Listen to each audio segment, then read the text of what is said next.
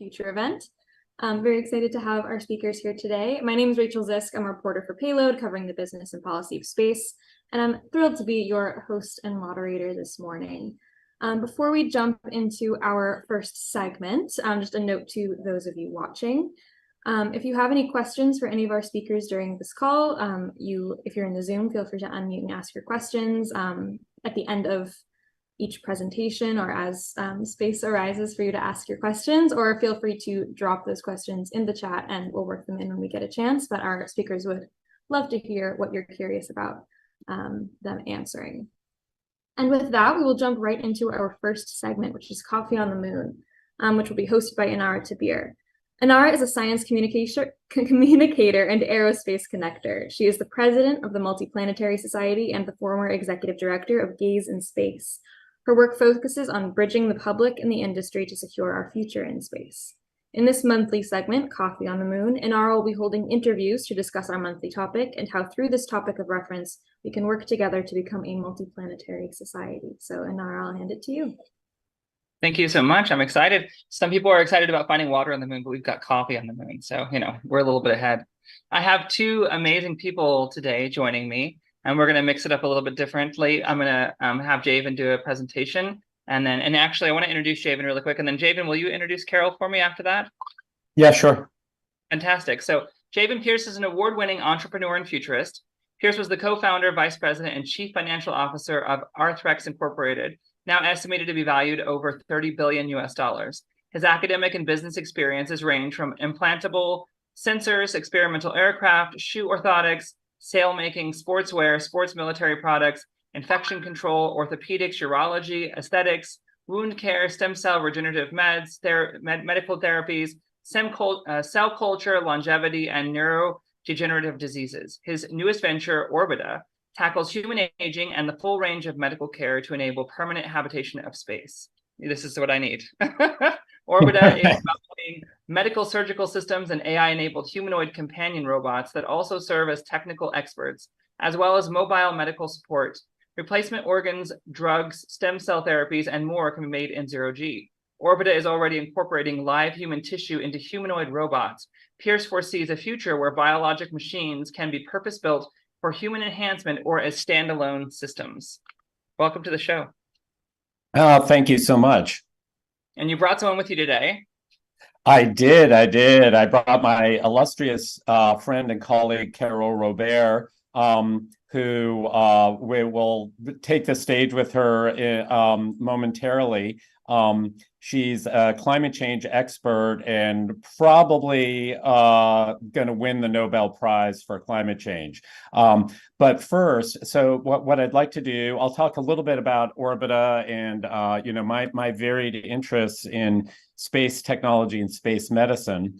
One of my key objectives in life right now is studying and mastering longevity medicine. And I think we really are at the point where the prospects for what we call indefinite lifespan or indefinite health span exist. There are researchers such as the notable gerontologist Aubrey de Grey who say things like, the first person to live to be 1,000 years old has already been born. There's a growing consensus in the mainstream medical community, as well as the longevity and biohacking community, that's probably true. Unless we do something stupid like completely destroy the planet and kill ourselves. If we can get climate change under control and sort of, the silly things that people do, like playing with nuclear weapons and threatening each other on this little tiny planet, spaceship Earth, as Buckminster Fuller likes to call it. I feel mom mode coming on. It's basically like, let's not kill ourselves long enough to live forever, please. Yeah, exactly. There's a lot of fun. There's a lot of good things we could be doing, and space is just the place where we live. So I think it's important for us as space people, and especially in the space industry and the government sectors and the NGOs, to bring out the idea that space is the place to save the planet from. You really, it's silly to try to ignore space or to say things like, let's stop spending money on space because we've got people to feed on the planet. It's to the contrary. I think we need to spend more money in space to feed the people on the planet. And by the way, the planet is on fire and it's getting flooded, and we've got a lot of problems. So anyway, a lot of work to do. And it's great that we have this community of people who are really pushing us into space. But we've got a disaster on our hands right now. So there's a lot of work that we could do. So I would like to share my screen for a minute. I don't want to take up too much time talking about humanoid robots and a lot of the space medicine stuff because it can go into a lot of rabbit holes and details. But in general, there's a couple of themes. One is that space is the place to unravel longevity medicine because by going into space, it accelerates aging. So the NASA twin study on cardiovascular effects of aging in space showed that 6 months in space was the equivalent of 20 years of aging on Earth. So really, by exploring everything we can explore in biomedicine in space, we're going to make breakthroughs available to the people on Earth who need it right now. So that's kind of, we all know how to deal with the space naysayers and that kind of thing. So I'll try to let me see. I'll do share my screen for a minute here, and what I'd like to do. Let me see. I'll see if I can get this PowerPoint going. Oops, and that's the wrong one. Okay, let me see if I can get the right one. And so what we've done at Orbita is to pull together the most advanced medicine that we can find on Earth and apply it to use in space. So everything from combat casualty care to longevity medicine is applicable to space systems, and especially longevity medicine, because as I mentioned, we have accelerated aging by being in space. So one little product that Orbita has conceived is what we call the CX-60 Health Ship. This is an existing yacht that can be repurposed for as a health ship, if you will. And the reason I want to talk about the yachts is because, again, what we do in space, we can do on Earth. So if you can picture when we go into space, we're going to need to have everything that you could offer in, for instance, a level 1 trauma facility, the Dana-Farber Cancer Research Center. We can aggregate the best of cutting edge medical technology and apply it into mobile space systems that could be in orbit or in deep space. So the idea is you never have to return to Earth because somebody's sick or they need a transplant or whatever. We've got to get used to that. So by using the idea of doing this in space, it kind of empowers us as a team to use AI, use billionaires, use the resources in this bully pulpit of space to pull together the very best, the cutting edge of medicine all the time, which you don't get when you just go to like any awesome hospital in the US or the UAE.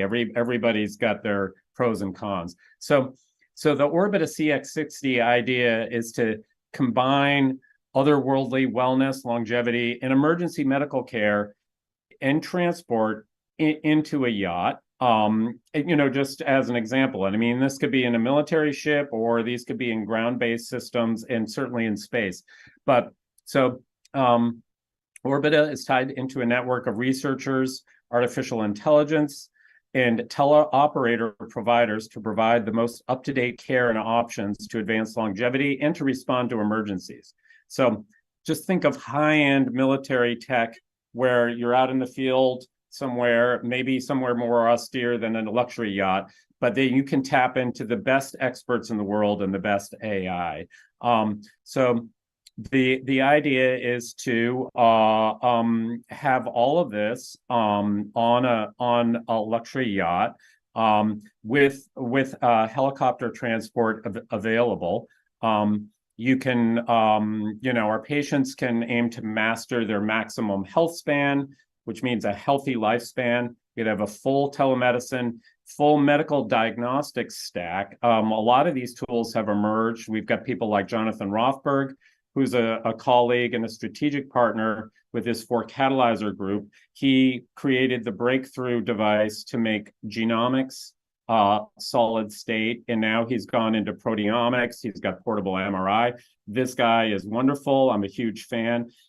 These technologies have emerged, but it takes a long time for medtech to get adopted. So by focusing on space, yachts, military, and disaster response, we can pull together the best of the best. And for instance, we have experience in surgical technologies and surgical robotics. There's a great surgical robotics system developed from UCLA, which you can see in this slide here, that was shown in the movie Ender's Game with Harrison Ford. So that would be a space surgical robot, and then you see over on the right, there's a teleoperator.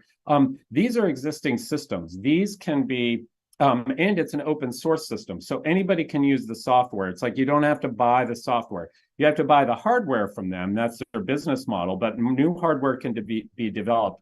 This high-tech sci-fi stuff exists. It's out there. It's a matter of pulling it together. And nothing like, as somebody said, never let a good crisis go to waste. Now we've got, a planetary crisis, and we've got space has become a warfighting environment, or, essentially is already, but, could get worse. So we have to be prepared for things like multiple penetrating injuries and which, by the way, getting hit by machine gun fire is not unlike getting fragged by space junk flying at 30,000 miles an hour through your craft. So these are all realities that we're going to have to deal with as we get out there. And then one of our subsystems is called Cryopod. It's a drone stretcher that could be or a smart stretcher that could be deployed on a drone, or could be plugged into the various spaceships or ground-based systems.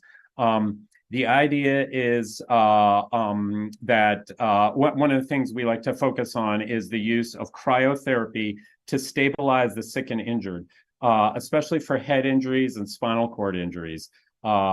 It's cryotherapy is and mild hypothermia for spinal cord injuries and neural injury is the new gold standard, but it's yet to be deployed. It's hardly used. I mean, yeah, they'll ice people here and there, but this needs to be set up. It's been studied. It needs to be promoted and made available. And so we call cryotherapy the new cold standard for brain injuries. Now, this also means people who've had strokes and concussions and all this kind of stuff. So, but we've got another issue with the climate. It's kind of heating up here on Earth. It's getting very hot in here. So the idea of having cryonic systems is relevant to space travel, when we'll be able to freeze people, for instance, or freeze organs to preserve them. This is already happening. But we're going to have mobile systems to keep operators cool. We just like we have in spacesuits. Because removing heat is a big issue, but people are already succumbing to the climate-induced heat disasters that we have all over the world. So cryo is not going to be just about, head injuries and TBI. It could be like hundreds and thousands of people, succumbing on the street. And then the other thing is, what do you do for your firefighters, your EMS, your police? And they're wearing things like flak vests and stuff like that. You have to have personal cooling. So anyway, cryo and cooling people is just one thing we're going to have to get used to. But I want to introduce my friend Carol Robert. Carol's been working for over 15 years in Africa, and I think she has the solution to climate change, or one of the solutions that's actually viable, that fits into what everybody's asking for. Hardly anybody knows about her. I think she's great. We think she should be a candidate for the Nobel Prize as soon as possible. We want to get Carol's mission funded and going as soon as possible with her specific projects in Africa. But what she's got lends itself to space technology and the idea of pulling together the best of satellite imagery and creating a knowledge base of disasters, climate change, reforestation, and food security. So go ahead, Carol. I'll let you take it from here. Well, thank you, Javen, and thank you, everyone. I won't be long, but I will present myself in a very brief manner. I'm the founder of two organizations, one for-profit, which is a biotech called Farm Africaine, which aim to do some research on untapped African botanical and bring those botanical into some biopharma pipeline, nutraceutical pipeline, and cosmetic pipeline, because there's a lot of untapped value into the African plants. That's just amazing. On the other side, I created the same day, and all of that 20 years ago, I created a nonprofit which is called BDA for biotechnology for sustainable development in Africa. The overall idea of BDA is to train and certify local African to create their own businesses and be part of the supply chain, mastering the quality control, the business component, the logistic, and so on, so they can earn a living rather than to depend on charity. So this was the combination of what I would call a blended value business model. Honestly, when I started that like almost 20 years ago, if I would have known that the BDA, the nonprofit, would have been so complex, I don't know if I would have done this, because it's just terribly complex. And I keep working on that. And thanks God, we have been awarded by numerous international prizes.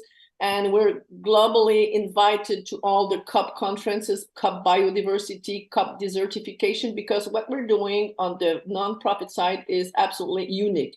Honestly, I would have loved to have met someone during my journey that would do something like similar, and we have been able to join forces, but I don't. So I have the feeling that I'm always the precursor, and it's very frightening because honestly, time to time, I doubt of myself, even though we are surrounded by a tremendous competent team of PhD in climate change, in food securities, in agriculture, in botany, in forestry, and economics, and so on. When you work outside the box, it's very frightening than just cut and paste what is usually done. So basically, it's that.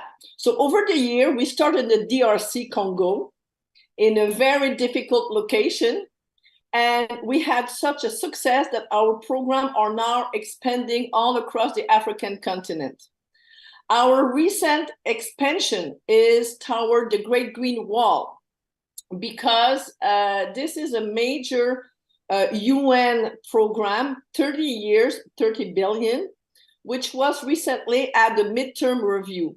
And the global objective of the Great Green Wall is to install a wall of trees in order to stop the progression of the Sahara Desert. The idea was good, and all the money that was pledged into planting trees didn't work because the local population cut the trees. The local population cut the trees because they're suffering.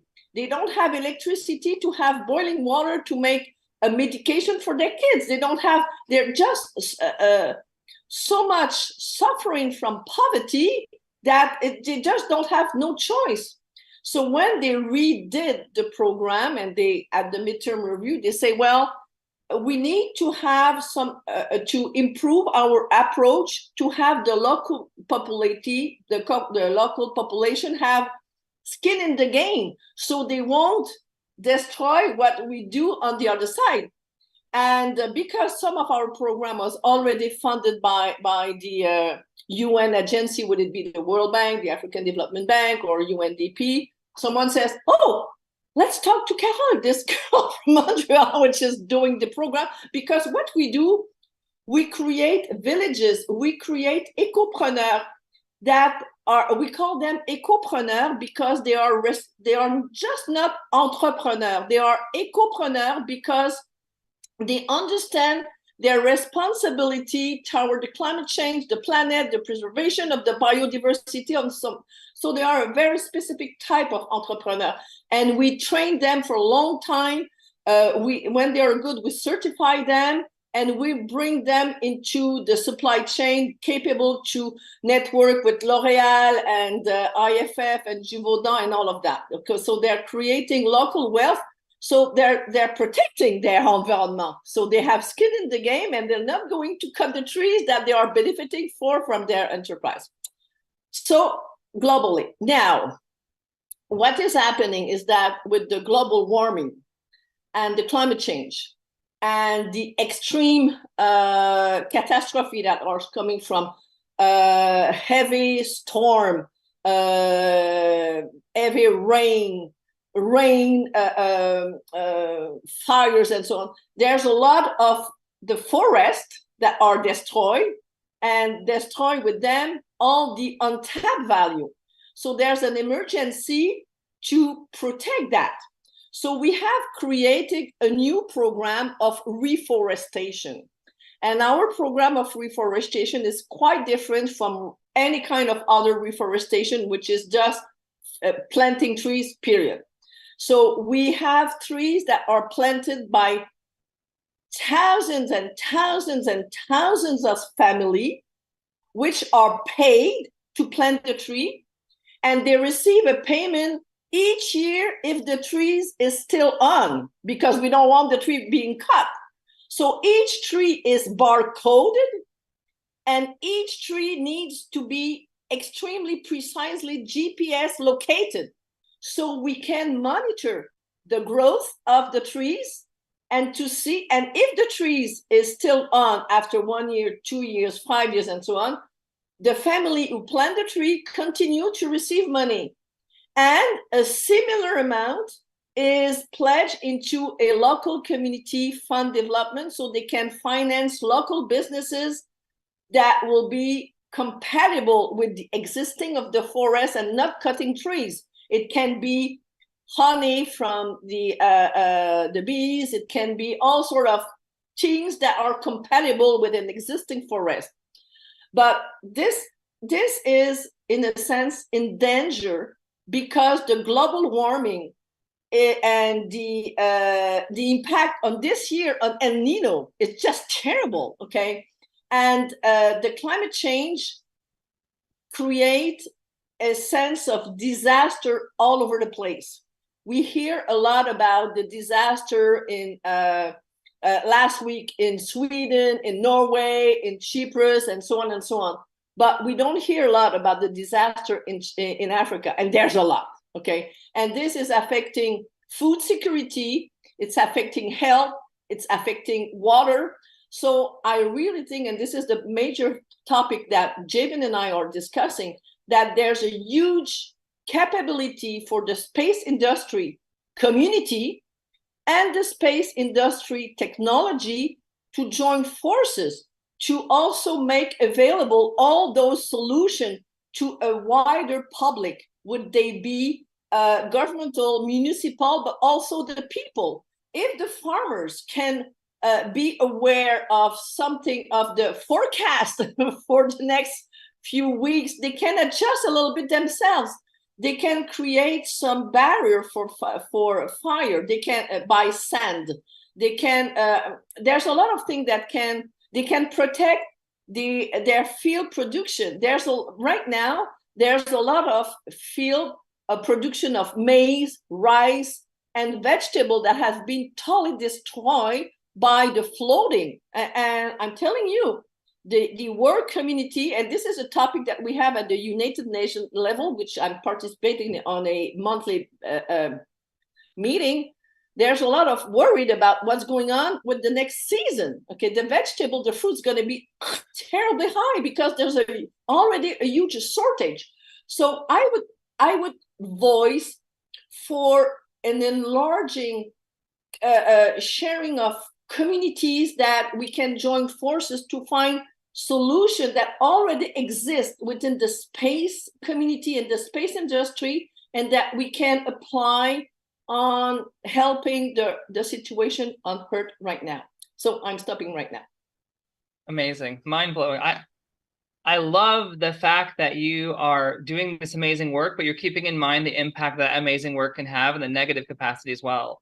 And I think about, we were just joined by Lady Rocket, actually. She's doing some things in Africa with poaching. And one of the things I realized early on was that when you remove poachers' economy from the area, people starve. So from the outside, it seems like you're doing this amazing thing. It's a big victory. You've reduced poaching, but then families actually starve because you've removed an economy and you haven't replaced it. So it's brilliant that you went this route of, bringing them on board, the local community, and making them part of the process so that they're able to benefit from this action that you want to create. I think that we have this zeitgeist now, the right momentum in the zeitgeist of everyone needs a space strategy. We talk about this on a regular basis. If you don't have a space strategy for any industry at this point, you're going to be left behind. But really, space needs to benefit from having an environmental strategy. I think we need that desperately at the moment.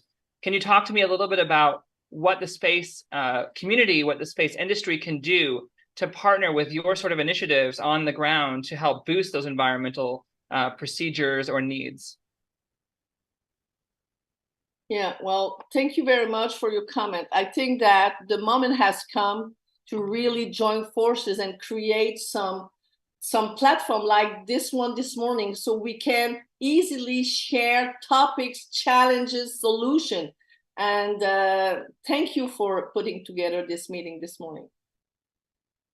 Absolutely. And Javen, you're coming from the medical side. I know how difficult it can be to get revolutionary technology funded or even permitted to exist in some levels. It can be very difficult to make the case when you're so far ahead of the cutting edge. But it sounds like there's a possibility here that this cutting edge technology is vitally needed in space. You talked about the aging issue in space. So can you make the case that these kind of revolutionary longevity technologies are kind of the bare minimum needed in space? And will that give you access to better policy, more funding? Is that going to be a road for you? Yeah, absolutely. Because it's and really, the movement of Space Force gearing up and becoming more active. The government of the U.S. and governments all over the world realize that we need to establish a lasting presence in space. So you can pretty much take any medical problem that you would have as a human being on Earth, and if it happens in space, you don't want to have to scrub the mission or like start dropping people down, to go get surgery and things like that. So the inflection point really is to bring it all up there, consolidate it, but then at the same time, we can be using these kinds of the consolidation of like highest and best use of surgical technology, biotech resources, repurposed drugs, but then emerging stem cell therapeutics is just like that has vast capability for not just longevity, but treating diseases that can befall any one of us. So it's good leverage. Absolutely. So we do have a resident expert when it comes to space policy. Rebecca has her hand up. I really would love to get your perspective. Rebecca, go right ahead. Thanks, Inara. Javen, what an amazing presentation and such a useful part of the space industry and here on Earth as well. I would love to learn more about what you're doing. My question is for Carol. It's not really a question. It's more of I want to support what you're doing, Carol, because what you explained is, and by the way, my background is social science from Harvard University. I concentrated in space diplomacy, and my degree is in social science from Harvard. It's really important, Carol, what you were explaining about how our workforce must take ownership in what they're creating. And I love the idea of the ecopreneur. That is brilliant, because as we migrate into space, we can't just get a job and throw things in the garbage. We must take ownership and have an investment in our own work that we're doing from all levels of workers. We all will be invested in our environment, because if we're not invested in the space environment when we're living out there, we'll kill ourselves. So Carol, what you're doing is really setting us up. It's setting up a great example of something that we can scale and use in large-scale space migration. So thank you for spreading this, and I definitely want to support your work. Well, thank you very much. It's such a nice word, so encouraging, because as I was telling, it's just so much challenge, okay? And putting together an ecosystem around the ecopreneurs so they can be trained, certified, access to market, access to land ownership, access to startup financing, it's just like amazing work. Now, because our program is spreading across Africa, we just recently decided to create a US branch, which is called Friends of BDA, okay? So Friends of BDA is setting up different meeting and collaboration and partnership and corporate partnership and institutional partnership to support globally the program of those ecopreneurs taking their destiny in their hands and contributing rather than suffering from the situation. So I would be more than happy to continue to exchange and to develop some sort of a strong collaboration and partnership and alliance. And we're just about to plan our series of podcasts and communication strategy and event on the umbrella of Friends of BDA. So the timing is just good. Wonderful, wonderful. We'll keep talking, and as we go to the United Nations and talk about these things and work on policy as well. So thank you so much. Exact. Thank you. Yeah. Well, I like to say that, anyone that wants to be called an environmentalist in the future really can't say they are if they don't have the tools on hand, and that includes space. I think space is going to be a vital domain of tools that will be solving for the environment. So I'm happy to see your project. I would love to help get your message out to as many different space orgs as possible and networks, especially when it comes to the idea of the workforce that you could onboard. I can imagine across the globe, the sort of workforce we could stand up around the work that you're doing. Javen, go right ahead, please. You're muted. There we go. Okay, thank you. So we've been doing some deep diving into ways to connect the space industry with Carol's programs specifically. So let me just lay out a little bit of a scenario that we see. Is Airbus has a satellite constellation called Pleiades, and it's also called Starling, which I love the name, not to be confused with Starlink. Okay, so what Starling is designed to do is to monitor ground vegetation. It's got, let me see, I think it's something like less than a meter resolution. So you could actually see, you could watch one tree from space like every day. And I, Airbus is great. They, these companies now all have, most of them have commitments to fighting climate change, sustainability, carbon offsets, and things like that. I think we're sitting on a gold mine here for Carol's mission, not only of a gold mine of money changing hands and benefiting these people who need carbon offsets that are real, that satisfy the requirements like economic benefit sharing, EBS requirements. And Carol can list all these these metrics that have been put in place and designed to make sure, for instance, that the tree is still there, it didn't get cut down, and that the family is getting the support they need. We can work with the heifer program, for instance, so they've got animals. We can start to put the heat on with the charitable funding possibilities. So say we linked up with Airbus, and we haven't done this yet. We've been in light contact with them, but I could see one scenario, and maybe this works with other sponsors. But we could work with Airbus, use the Starlink system. Airbus is active in the Congo, where Carol is very active, as well as other places in the world like Madagascar. And then also everything that Carol is talking about applies to Brazil and Indonesia and these other rainforests. So it's not but let's tackle Africa for the moment.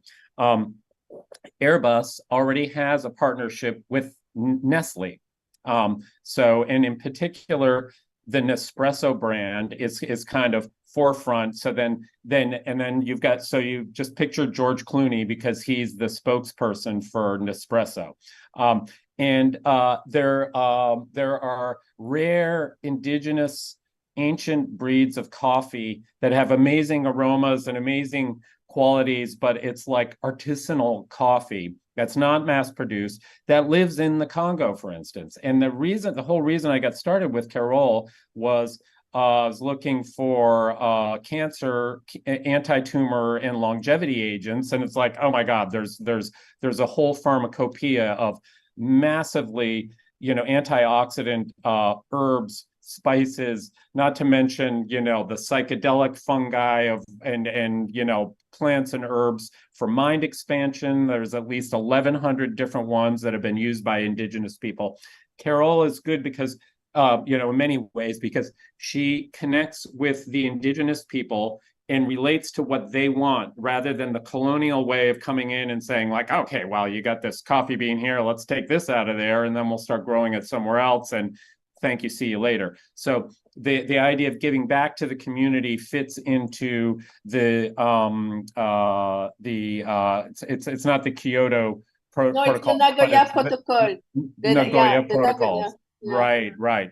So everything Carol's talking about is Nagoya Protocol compliant, where you give back to the local communities. So say we've got starling watching trees. We can actually watch individual trees. We can also we can spot fires at the early stage, and we can see where illegal logging practices are happening. We can notify people on the ground. We can do it in a gentle way whereby we're not just, sending, the army in to arrest these people. Is we've got to make sure that the people in the habitation zones, for instance, in the one zone we're talking about, the Luki Biosphere Preserve, make sure that they have, support from the heifer program. They've got ecopreneurial farming techniques.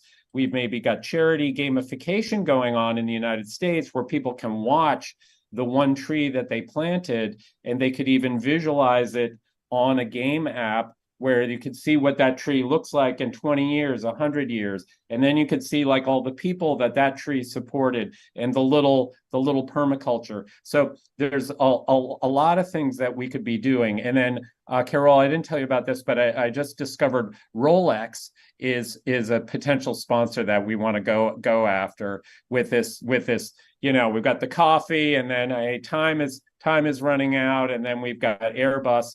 Rolex is an example of a real leader in corporate responsibility in identifying their brand with things like preserving ecosystems. So we can get into that later, but maybe we find different sponsors, but this is the kind of thing that we need to tie our space community together with these options in ways where we're not taking money away from feeding people in Africa and saving people in Maui who got, burned out of their houses.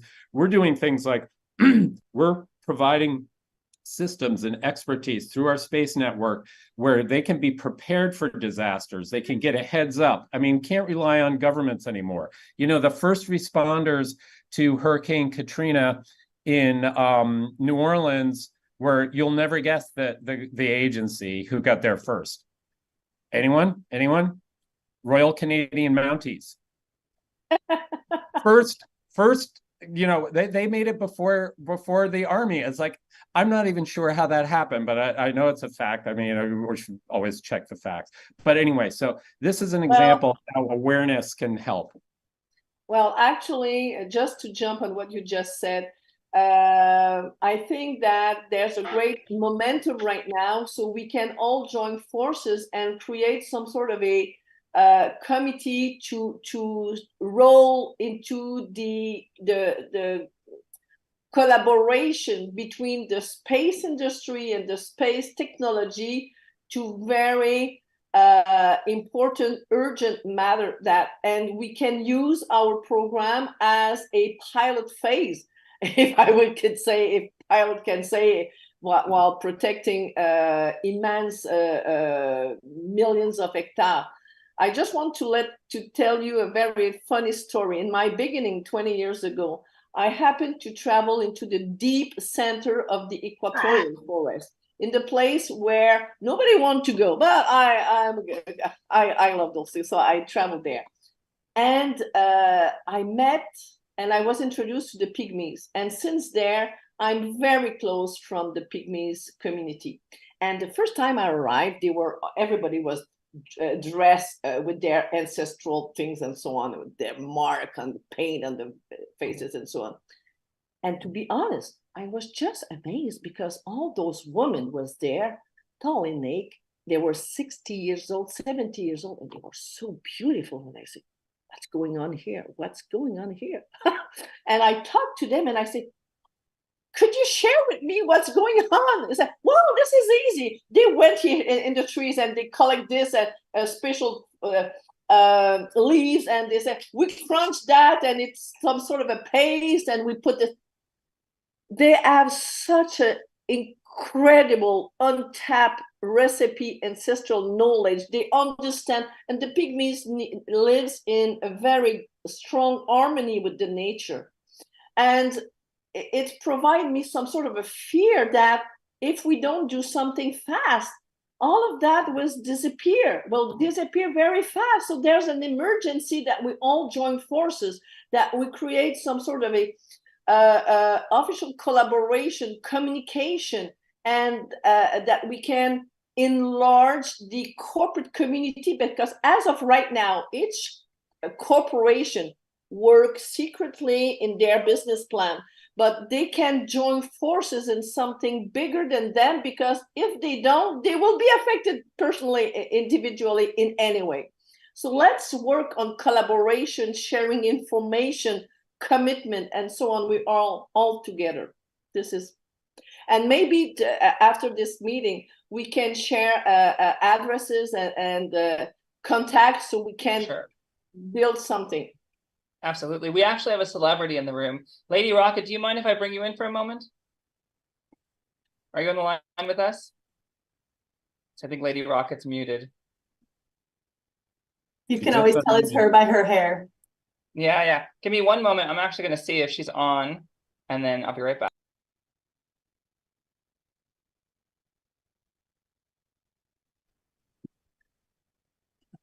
This is Dan Gerasi. By the way, it was St. Bernard's Parish, Javin, and it was a small team of Vancouver search and rescue people who actually, urban rescue people who actually got there. This is a little parish of 6,000 people that was completely forgotten on the other side of New Orleans that happened with.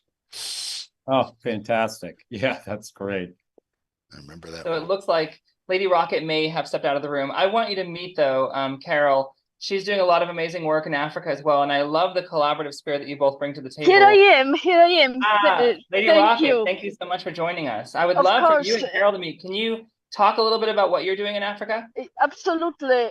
Sorry, thank you for disappearing for the moment, but I am time sharing on 4 interviews, but yours meeting is so important. I am dropping everything. First of all, it's great to see you. We saw each other last time in Los Angeles on April 10th, and sitting in a Beverly Hills Hotel at our round table, impromptu meeting of about 10 women, empowering a mission that what you are sharing about. But let me step in because time is urgent. There is no time to even apply traditional ways of going after the corporations that I love idea of Rolex, there is Omega, etc. Let me introduce myself. I am space investor, space entrepreneur, about 30 years in the technology, media, entertainment industry. And I put it all behind creation of ubiquitous, open to everybody, deeply needed space economy platform called Copernic Space, named after Copernicus, for the purpose of reminding ourselves that it takes revolutionaries and personal courage to game change the system. Copernic Space is open for business.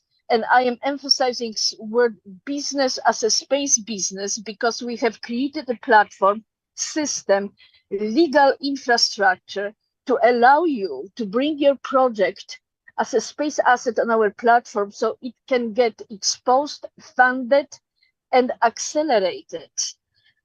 Copernic Space, can you still hear me, guys? Yes. Yep. Okay, Bye, bye, wonderful. And we have, just to give you the insight into enormous technological work that we masterminded in order to be of service of accelerating space economy by us, for us.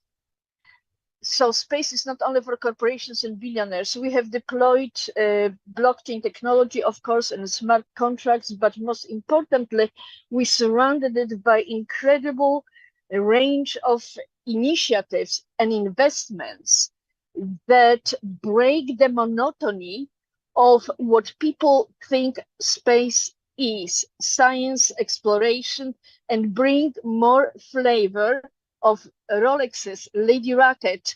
I am sending, for example, 200 Barbies in space. I don't know if where you are, Barbie is received as such a phenomenon, but I am investing in balls of energy that humanity is embracing for the moment to transform it into a way to promote space sustainability on Earth, and also bring a new economic platform of engaging brands, Louis Vuitton, Omega, Gucci.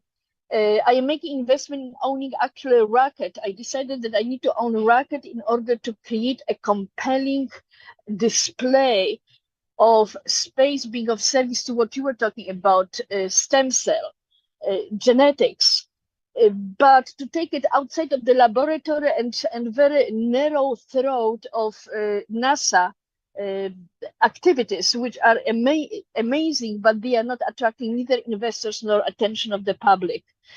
Copernic Space is a platform that is also leaning on our incredible Hollywood-connected ability to promote space. We also created the largest NFT platform to provide inside track for artists and engage artists to promote space. Very quickly about satellites, about Africa, about incredible tribes and communities. We launched, and it's already in place, we call it Satellite Economy Program.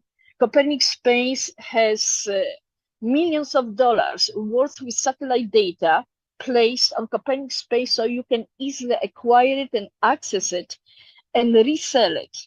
I chose Kenya as my lift-off place because we have an incredible partner who is functioning as a foundation and is capable of becoming satellite reseller to his community, thus empowering him from moving from the money collection system into space economy system.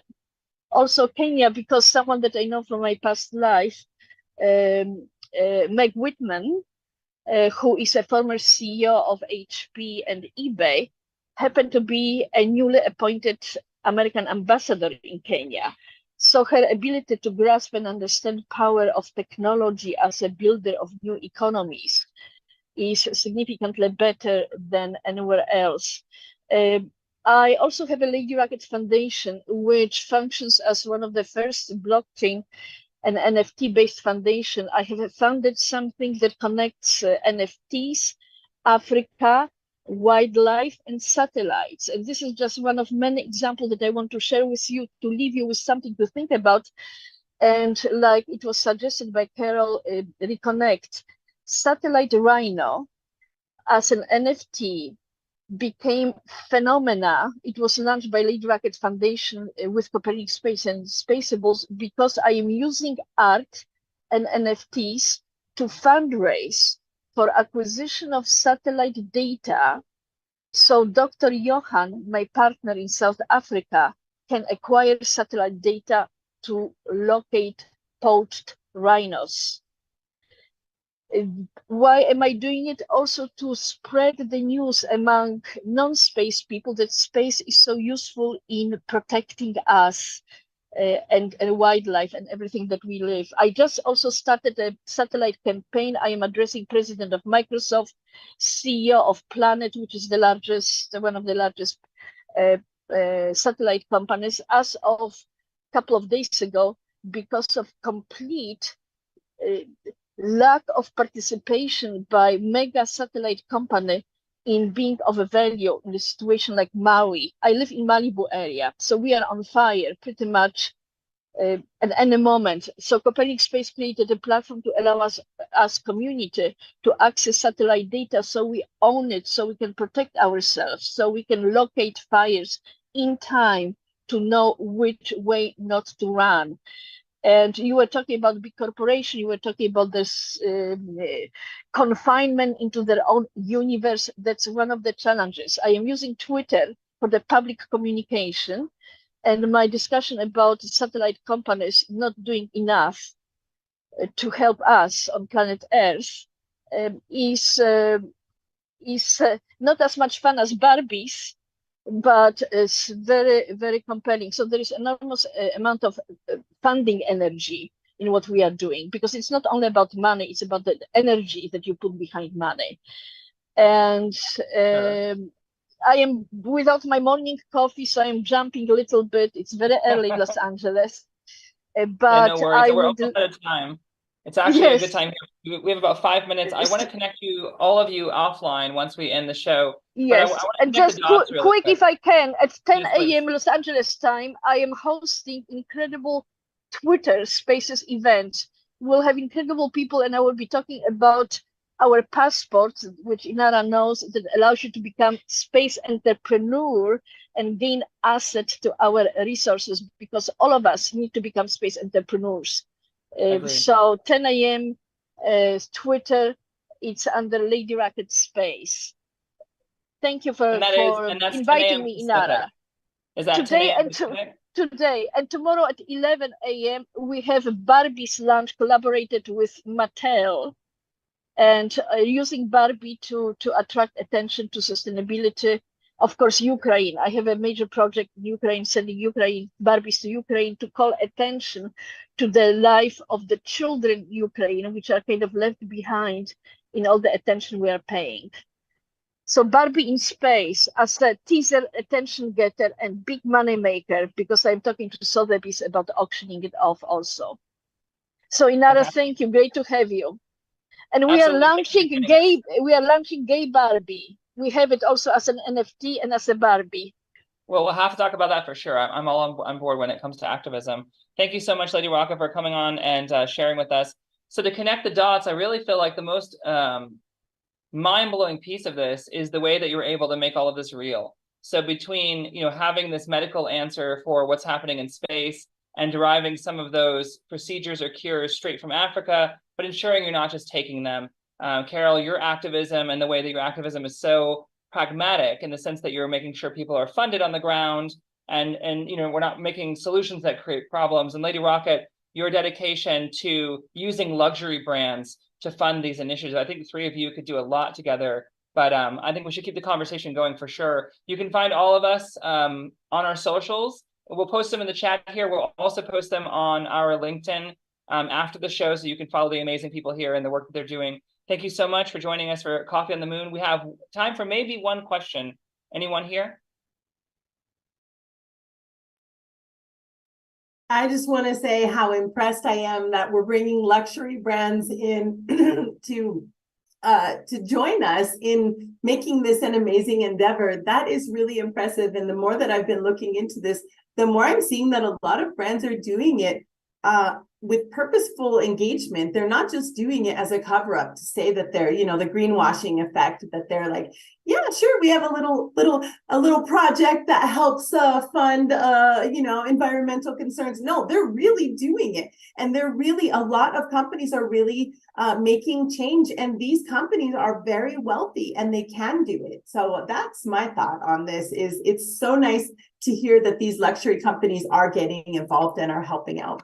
Well, it's a very good Not point. only a luxury brand, but also cosmetic company, biopharma, nutraceutical company. So and yes, you're right by saying that the greenwashing movement has been surrounded by real action that are sustainable. And this is where we have to join forces. Absolutely. I'm glad you brought it up, because I've watched over the years as these marketing directors have tried to figure out how they can get involved in space. And it's like, let's put shoes on the moon. Let's throw perfume in orbit. Let's send a case of booze up into space. And I think now we're getting to where we can do some real good. The marketing can be extremely valuable from a selfish point of view, but it also can do some amazing good that has real quality behind it. So I think it's starting to take effect. The marketing directors I'm speaking to are looking at how can we make real impact, how can we boost our profits while making this real impact, and not just tapping into space, but being integral to space. So more to come in that space.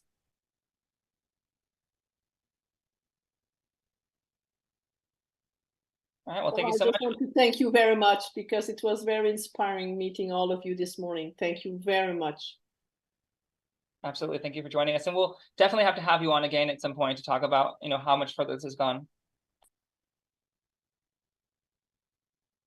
All right, great. Thank you for that conversation. It's fascinating to hear about the intersection of where space entrepreneurship and climate entrepreneurship can really work together and complement one another, make one another better. So thank you, Javin and Carol, for sharing your perspective. And thank you, Inara, for hosting Coffee on the Moon, as always. But with that, I would love to move along to our next speaker.